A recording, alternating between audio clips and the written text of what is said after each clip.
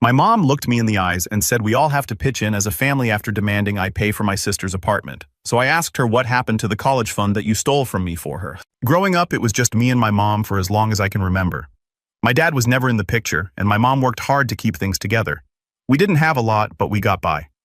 I respected her for how hard she worked, even if we didn't always get along. She could be strict and sometimes distant, but I figured it was just because she was tired from working so much. Things started to change when I was 16. That's when she met Rick. He seemed fine at first, polite, friendly, and a little too smooth if I'm being honest. He had 2 kids, Julia, who was 14, and Max, who was 12. They all moved in about 6 months after Mom and Rick started dating, and within a year, they got married. That's when everything started to shift. Suddenly, it felt like I didn't exist anymore. Mom started bending over backward for Rick and his kids, buying them new clothes, taking them to amusement parks, and even letting Julia redecorate her room with all new furniture. Meanwhile, I was still wearing clothes I'd outgrown and using a desk we picked up at a yard sale when I was 12. It wasn't just the money or the attention, it was the way she constantly made it clear that Rick and his kids were the priority. For example, when Julia turned 16, Mom threw her a huge Sweet 16 party. I'm talking catered food, a DJ, a fancy cake, and a princess for the day vibe that I didn't even know we could afford. Rick invited half the town, and Julia ended the night with a brand new car. For comparison, on my 16th birthday, Mom made me a boxed cake, and we had dinner at home. No party, no car, not even a thoughtful gift. She got me a set of towels because, and I quote, "You'll need them when you move out one day." It wasn't like we were rolling in money back then either. But somehow Rick's kids always got the red carpet treatment. And then there was Max. When he got into basketball, Mom signed him up for every camp, bought him custom shoes, and even drove him 2 hours each way to some weekend league.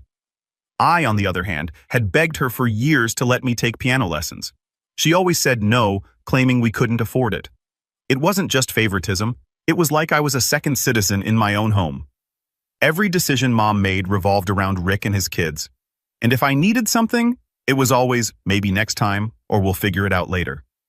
What hurt the most was when Rick and Mom sat me down one day and told me they were turning my bedroom into Julia's study space because she needed a quiet place to focus on her schoolwork. I had to move into the tiny guest room at the back of the house, which barely fit my bed and a dresser. Julia wasn't even using the study space half the time. I'd catch her in there taking selfies and making TikToks, but the worst of it came after I graduated from high school. I had been working 2 part-time jobs for over a year, saving every penny I could for college. By the time I graduated, I'd saved up $6,500. It wasn't much, but it was enough to cover my first year of community college. And still have a little left over for books and supplies. I was proud of myself. One day, a few weeks before I was supposed to start classes, I logged into my bank account to check my balance. That's when I noticed something was wrong. My account was completely empty. Every single dollar was gone. At first, I thought it had to be a mistake. Maybe there was a glitch or someone had hacked my account. I called the bank in a panic, trying to figure out what happened. That's when they told me the money had been withdrawn by someone with access to the account. My stomach dropped. The only other person on the account was my mom. I confronted her that same day. I remember walking into the living room shaking and asking her if she'd taken my money. She didn't even look surprised. She just nodded and said, "Yes, I used it like it was no big deal." I asked her why, and she said Rick needed help paying for some things for the kids. They're starting school too, you know. I couldn't believe what I was hearing. She took every dollar I had saved for college to pay for clothes and school supplies for Julia and Max. I was furious. I told her that money was for my future, and she just shrugged and said, "You're part of this family. We all have to pitch in." That was the moment I realized she didn't see me as her daughter anymore, just as someone to be used when it was convenient. So after the whole situation with my mom draining my college fund, I packed up and moved in with my cousin Sarah. Let me just say that was one of the hardest and best decisions I've ever made. I didn't have a backup plan or anything. I just knew I couldn't stay in that house anymore. Sarah has always been my safe space. She's 10 years older than me and lives about 30 minutes away in a small but cozy apartment. She didn't even hesitate when I called her in tears explaining what happened. "Come here," she said. "Stay as long as you need. We'll figure it out." When I got there, I was a mess. I had one suitcase with most of my clothes and some random stuff I threw in at the last minute. That's it. Everything else I left behind. I didn't even feel like it was mine anymore. I mean, what was the point? Sarah didn't pry or ask too many questions, which I appreciated. She just hugged me, handed me a blanket, and said, "Let's order pizza." Those first few days were rough. I felt lost, like I didn't know who I was anymore. My whole life I thought I'd had a supportive mom even if she wasn't perfect. But after what she did, I couldn't trust her. And let's be real, it's not just about the money. It's about what the money represented. That was my hard work, my future, my independence, and she took it like it was nothing. Sarah was a lifesaver during that time. She dragged me out of bed when I just wanted to lie there all day telling me, "You're not going to let them win by giving up." She helped me make a list of things I needed to do, like finding another job and figuring out my next steps for school. For a while, I worked at a coffee shop near Sarah's apartment. It wasn't glamorous, but it was enough to start building my savings back up. Plus, it gave me something to do besides sit around feeling sorry for myself. I started to realize how much I'd been holding on to all that resentment and anger. While I wasn't ready to forgive my mom and probably never will be, I didn't want it to consume me either. One thing that really helped was setting small goals. At first, it was just about saving $500 so I could open a new bank account that mom didn't have access to. Then it was saving enough to pay for one class at the community college. Eventually, I was able to register as a part-time student and take my first couple of classes. It wasn't the traditional college experience I dreamed of, but it was something. Living with Sarah was a completely different vibe from living at home. For one thing, she actually treated me like an adult. She never made me feel guilty if I didn't have money to chip in for groceries or rent, and she always asked me what I wanted to do instead of just making decisions for me. We had this routine where we'd sit on the couch every Friday night, eat out, and watch whatever dumb reality show was on. It wasn't much, but it felt like home. Meanwhile, I barely heard from my mom. The few times she did call or text, it was never to check on me. It was more like, "I hope you're thinking about coming home soon," or "We need to talk about how you're going to contribute to the family." It was like she didn't even realize I'd left because of her. I didn't respond to most of her messages. What was I supposed to say? "Thanks for ruining my life." I did hear bits and pieces about what was going on at home from my Uncle Dave, who I'm still pretty close with. He told me Rick was still pulling his weight as king of the couch while mom worked overtime to pay for everything. At one point, Julia had joined some expensive cheerleading team and Max was getting private guitar lessons. "Oh, and your mom got Julia a new iPhone for her birthday," Dave added during one of our phone calls. "Of course she did," I said, rolling my eyes so hard I think I pulled a muscle. But honestly, I stopped caring. They had their perfect little family, and I had my own life to figure out. By the time I turned 20, things were starting to look up. I'd saved enough to transfer to a university about an hour away and move into a shared apartment with a couple of other students. I was finally able to breathe and start focusing on my future. One of the most surprising things about leaving home was how much my mental health improved. I hadn't even realized how much stress I'd been carrying until I wasn't living under the same roof as Rick and his entitled kids. By the time I graduated, I'd managed to land a decent job in marketing. For the first time in years, I felt like I had my life together. I was paying my own bills, living in a cute little studio apartment, and finally starting to see a future for myself that didn't include constantly looking over my shoulder for my mom's approval. Then out of nowhere, my mom decided to reappear. It started with a text. "Hey, we need to talk. Call me when you have a second." I didn't want to. I mean, the last time I had any meaningful interaction with her, she emptied my bank account and left me to fend for myself. Why would I want to voluntarily open that door again? Then she called me, and I picked up hesitant. Big mistake. The second I picked up, she went straight into her pitch. "Julia is starting college," she said. Like that was supposed to mean something. She's decided dorm life isn't for her. It's too noisy, and she needs her own space to focus on her studies. I already knew where this was going, but I let her keep talking. "So we've been looking at apartments for her near campus," she continued. "We found a really nice one-bedroom. It's only $1,500 a month. Really affordable for the area." That's when she dropped the bomb. "I was hoping you could help with the rent." "You're doing well now, right?" I almost laughed. "You're asking me to pay $1,500 a month for Julia's apartment." "Are you serious?" She sighed. Like I was the unreasonable one. "Not the whole thing, just part of it. Maybe $1,000 a month." I couldn't believe what I was hearing. "Mom, Julia isn't my responsibility. She's not even my sister. She's your stepdaughter. She's family." Mom shot back, her tone sharp. "You don't just turn your back on family." I wanted to scream.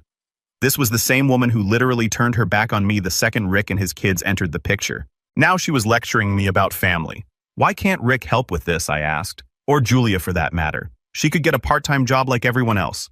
Mom got defensive. "Rick's doing everything he can," she said, "and Julia needs to focus on her studies." A job would distract her. Right, I said, my voice dripping with sarcasm.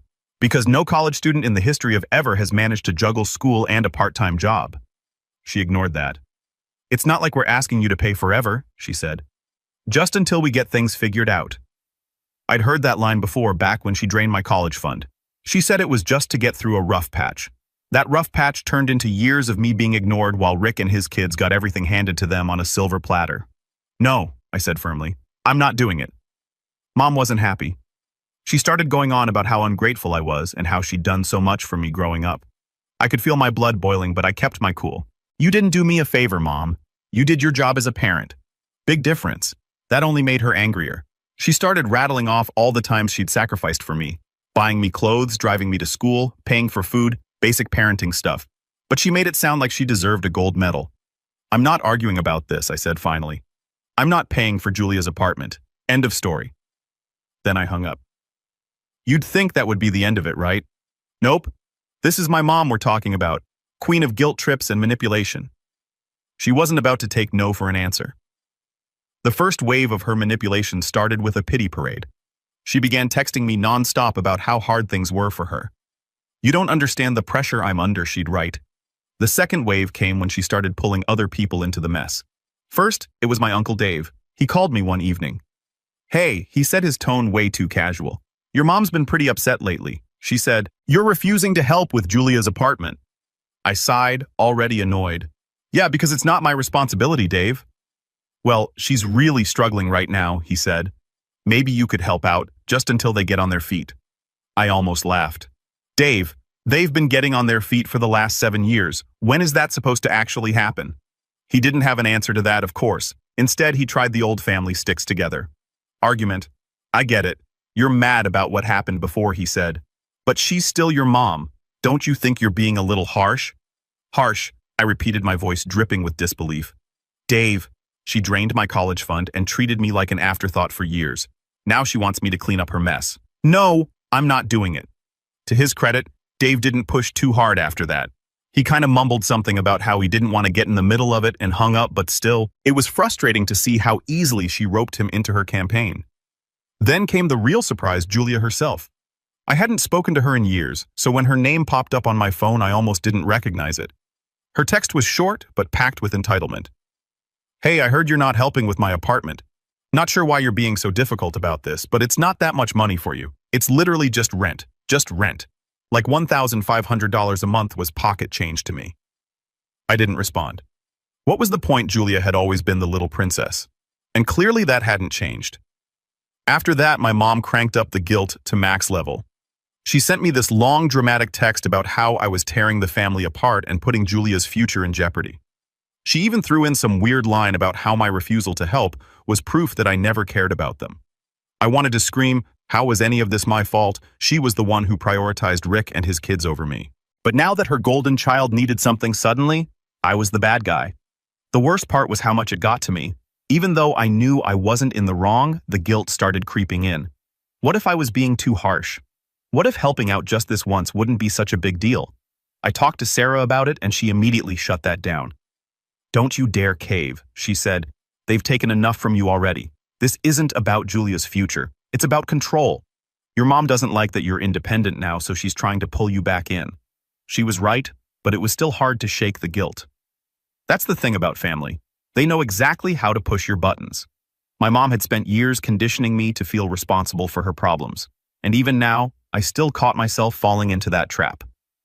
The final straw came about a week later. Mom left me a voicemail that was straight-up emotional blackmail. It was classic manipulation playing the victim, twisting the narrative and trying to make me feel like the bad guy. And for a minute, it almost worked. I sat there listening to that voicemail, feeling this awful mix of anger and sadness. I called Sarah and told her about the voicemail. What should I do? I asked. Block her, Sarah said without hesitation. If she's not going to respect your boundaries, then you need to protect yourself. So that's exactly what I did. I blocked her number, her emails, and even her social media accounts.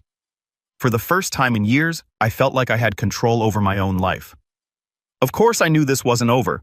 My mom wasn't the type to give up easily, and I had a feeling she still had a few tricks up her sleeve, but for now, I was done. Thanks for reading Reddit. I'll update you on what happened next, but trust me, it only gets messier from here. Update 1. Hey Reddit, I'm back. If you've been following along, you already know my mom wasn't taking no for an answer when it came to Julia's apartment. But what I didn't expect was for Rick to jump into the mix. Honestly, I hadn't thought about him much since I moved out years ago. He was more like a background annoyance. The kind of guy who always talked a big game but never actually followed through on anything. So when he decided to get involved, I should have seen the storm coming. It started with a random phone call. I didn't recognize the number, but I answered anyway because, let's face it, I wasn't thinking straight that day. As soon as I said hello, I heard his voice. "Hey there, Rick," said like we were old friends. My stomach turned. I hadn't spoken to him since I left home. "What do you want?" I asked, skipping the pleasantries. He didn't waste time. "Your mom tells me you're refusing to help with Julia's apartment," he said. His tone was calm, but there was this edge to it like he was trying to sound intimidating. "That's right," I said, keeping my voice steady. Rick let out this fake laugh. "The kind that says you're going to regret this." "I don't think you understand the situation," he said. "Oh, I understand perfectly," I snapped. "You want me to fund a whole apartment for Julia because she's too special to live in a dorm? That's not happening."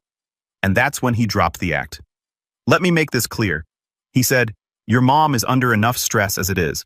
If you don't step up and do your part, you're going to push her to her breaking point." "Is that what you want?" I couldn't believe what I was hearing. My part. "Are you serious?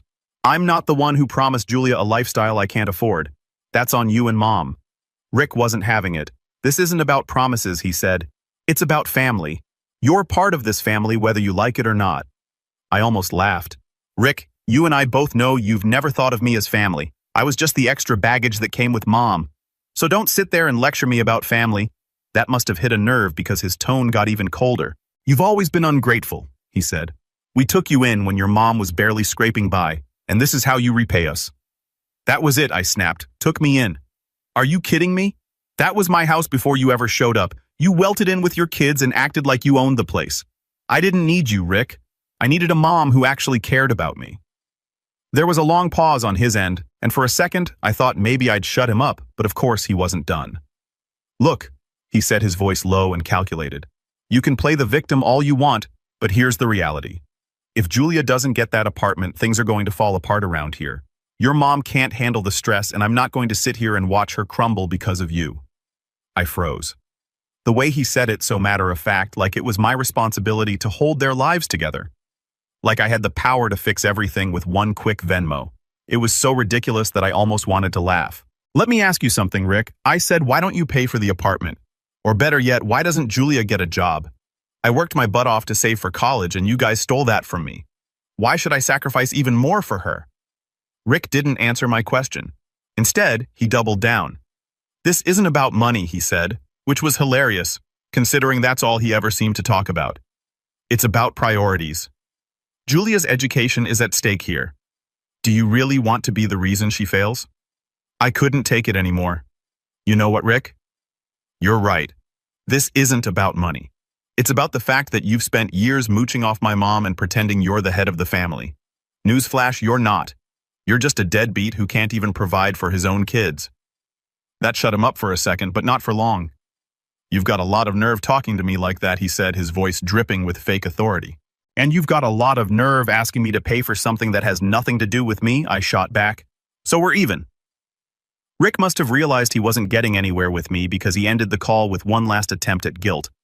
"I hope you can live with yourself," he said, "because when this all blows up, it's going to be on you." Then he hung up. I sat there for a minute letting his words sink in. I wasn't upset or shaken, I was just mad. Who did he think he was calling me up and trying to bully me into paying for his kid's apartment? That was the thing about Rick. He didn't just take no for an answer. He schemed, manipulated, and bullied until he got what he wanted.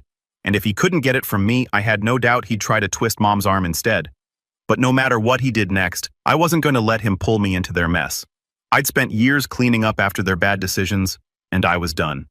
Thanks for reading Reddit. I'll update you soon with what happened next, but let's just say this was far from over.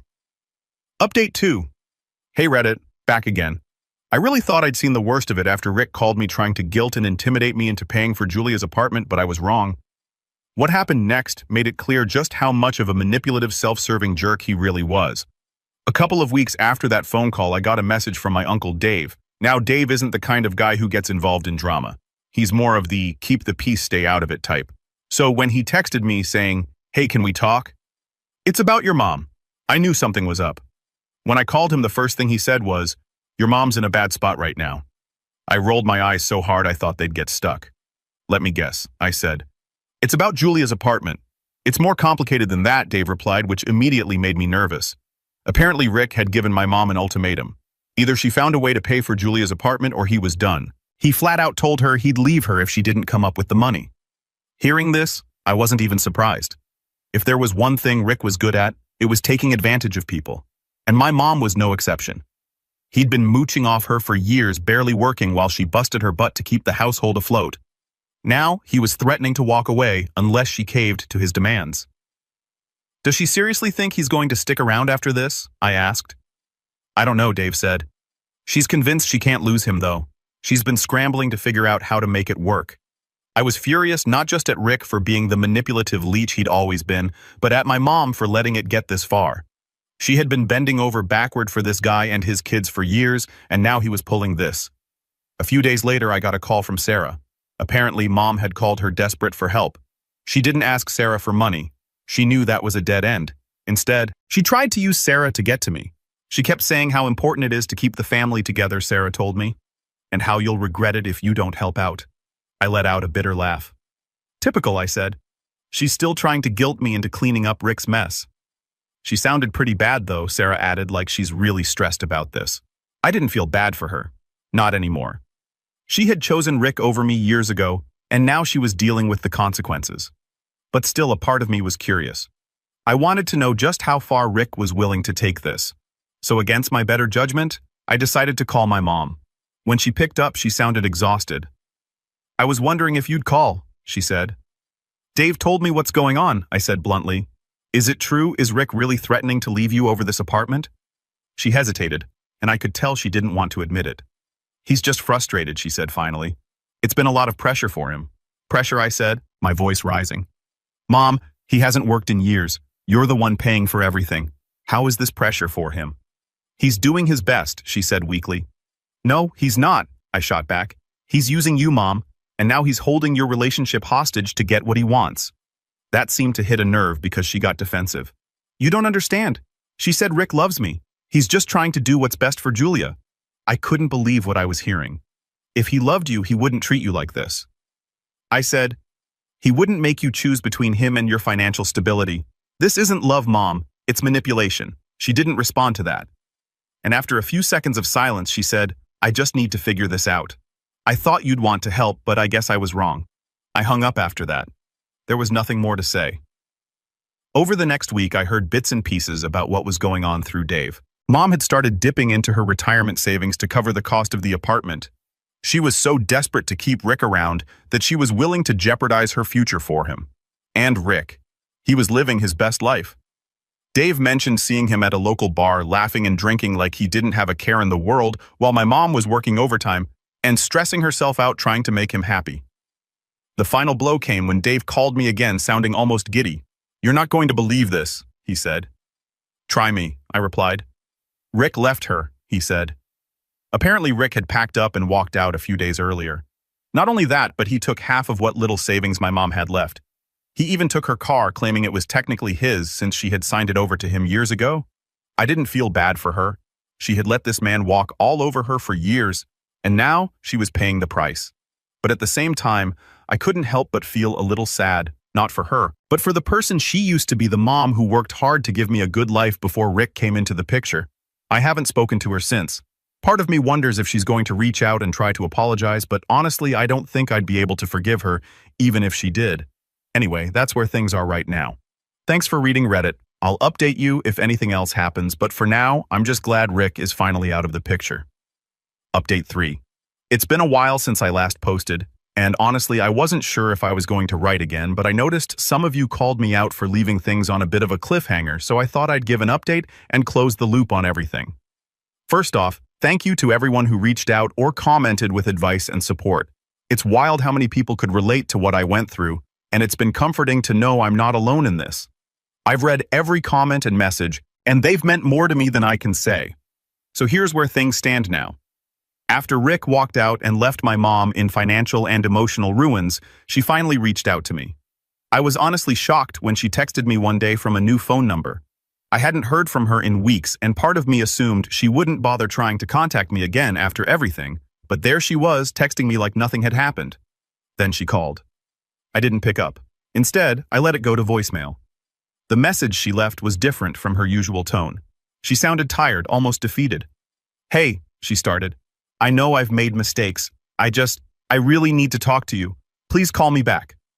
I sat there staring at my phone, debating whether to call her. On one hand, I was curious. Had she finally realized how toxic Rick was? On the other hand, I didn't want to open that door again. I'd worked so hard to set boundaries, and I didn't want to undo all of that. I decided to text her instead of calling. I figured it was safer, less emotional, and easier to control the conversation. I kept it short. "What do you want to talk about?" She replied almost immediately. "Can we meet in person? I want to apologize." That threw me for a loop. My mom apologizing? That was new. Against my better judgment, I agreed to meet. We chose a coffee shop halfway between us. Neutral ground, no emotional baggage attached to the setting. When I walked in, I almost didn't recognize her. She looked smaller somehow, like the weight of everything had finally caught up to her. She waved me over to the table she'd claimed, and for a second I felt that familiar pang of guilt, but I pushed it aside. "Thanks for coming," she said as I sat down. I didn't respond right away. I just looked at her, waiting for her to say whatever it was she needed to say. "I owe you an apology," she started, her voice shaky. "For everything, for taking your money, for pushing you aside, for choosing Rick over you. I see now how wrong I was." I wish I could say her words gave me the closure I'd been craving, but they didn't. Not completely. I think part of me had stopped hoping for an apology a long time ago, and hearing it now felt hollow. "I'm sorry it took losing everything to realize that," she continued. "Rick, he manipulated me. He made me believe I had to choose him and his kids to keep our family together. I thought I was doing the right thing, but I see now how much I hurt you." I nodded, still not saying much. I didn't want to let my guard down just because she was finally admitting what I'd known all along.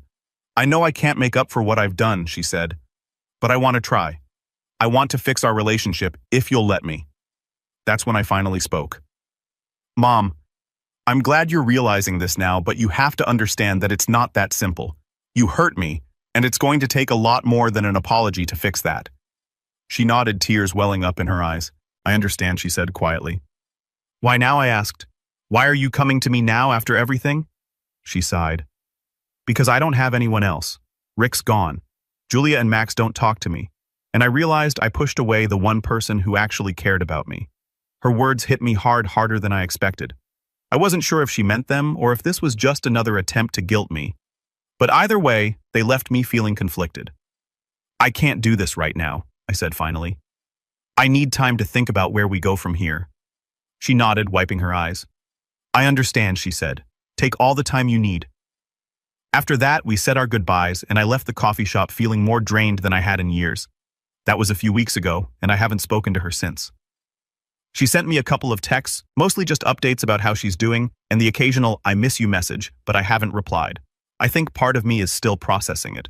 It's hard to reconcile the mom I used to know with the person she became. I don't know if I'll ever be able to fully trust her again, but I do know one thing. I'm not going to let her back into my life just because she's suddenly ready to make amends. Forgiveness is complicated, and it doesn't come easy. Right now, I'm focusing on myself and the life I've built without her. Maybe one day we'll have a relationship again, but for now, I'm keeping my distance. Thanks for sticking with me through this journey, Reddit. It's been a wild ride, but I'm finally starting to feel like I'm in control of my life again. Here's to moving forward one step at a time.